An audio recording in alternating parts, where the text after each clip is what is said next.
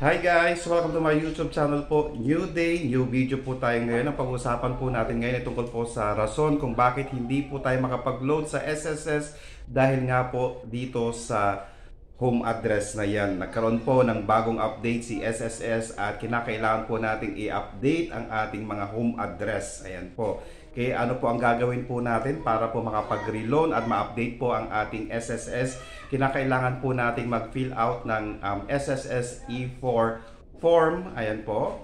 Kinakailangan po nating i-fill out po yun and then ilagay po yung updated home address po natin. Kasama po nito, syempre po ay ang photocopy ng ating valid ID na nagpapakita na yun po ang ating home address. Okay? Kinakailangan po natin itong gawin, ma-update po ang ating home address dahil nga po hindi po tayo makapag-loan kung hindi po updated ang ating home address. Ayan po.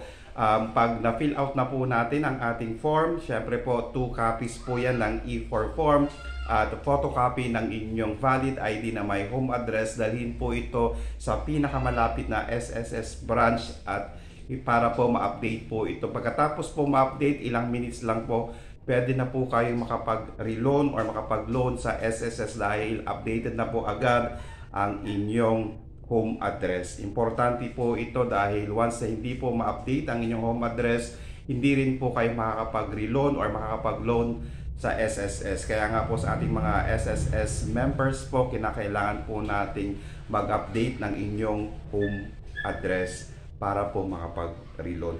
Okay, sana po nakatulong po ako. Maraming salamat po and stay safe. Bye-bye!